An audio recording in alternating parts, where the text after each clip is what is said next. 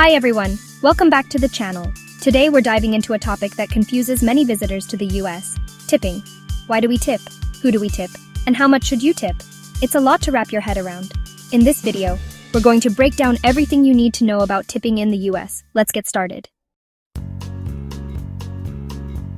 First things first, let's talk about why tipping is so important here in the United States. Unlike in many other parts of the world, tipping in America isn't just a little bonus for exceptional service, it's a fundamental part of how certain industries work. In many service industries, especially restaurants, workers are often paid a very low base wage, sometimes even as low as the federal minimum wage. This low wage is allowed because the government assumes that these workers will make up the difference through tips. Without those tips, many workers, like servers, bartenders, and delivery drivers, would struggle to make ends meet. So when you tip in the US, you're not just saying thank you for good service. You're directly contributing to someone's livelihood. So now that we understand why tipping is so crucial in the US, you might be wondering, where did this whole tipping custom even come from? Tipping in America started in the late 1800s, a practice wealthy Americans picked up during their travels to Europe. Back then, it was mainly seen in fancy places like high-end restaurants and on luxurious Pullman train cars. Over time, tipping gradually spread to other industries, especially after some laws were passed in the 1930s that allowed employers to pay their tipped workers less than the minimum wage. So, while tipping might have started as a way to show appreciation for exceptional service, it's become deeply ingrained in how certain industries in the US operate.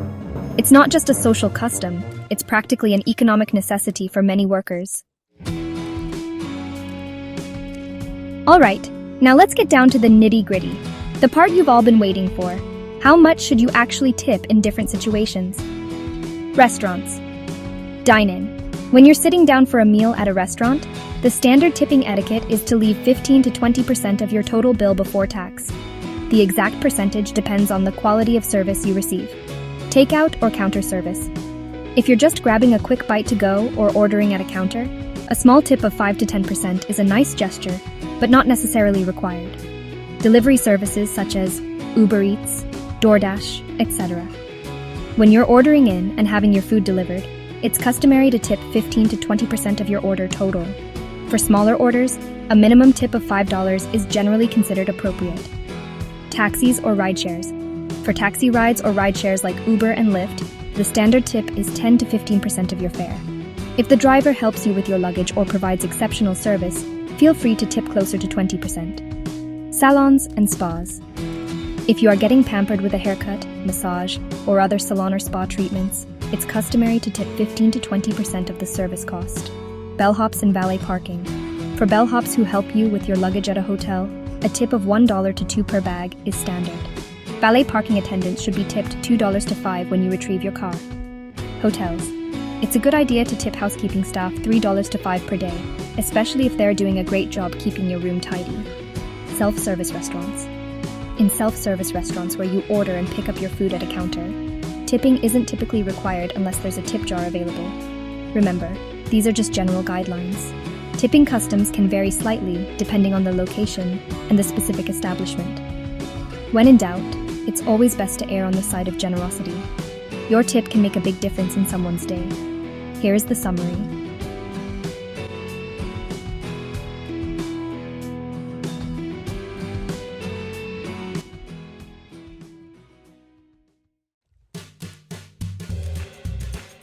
Of course, not every service requires tipping.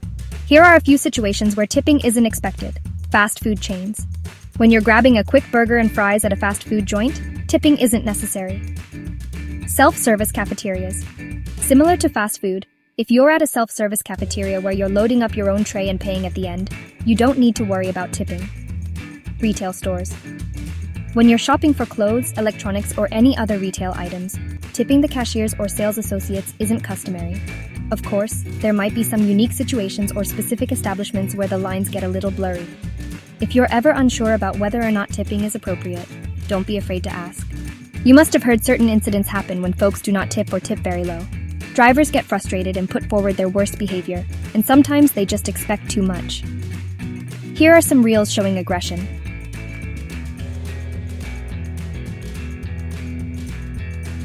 Tipping, while it may seem like an extra expense, is also a way to promote fairness and support for workers. You might be surprised to learn that the US government actually has some say in how tipping works. The US Department of Labor, which oversees labor laws, recommends tipping based on the quality of service you receive. Some states even have their own specific tipping rules and regulations. For example, some states have what's called a tip credit, which allows employers to pay tipped workers a lower minimum wage than the standard minimum wage. Federal law requires employers to make up the difference if an employee's tips plus their base wage don't add up to at least the standard federal minimum wage. So, while tipping can sometimes feel like an added expense, it's also a way to ensure fairness for workers. And there you have it, a complete guide to tipping in the US. I hope this clears up some confusion and helps you navigate your next dining or service experience with confidence. Remember, your tip can make a big difference in someone's day. Thanks for watching, and don't forget to like, share, and subscribe for more helpful videos. See you next time.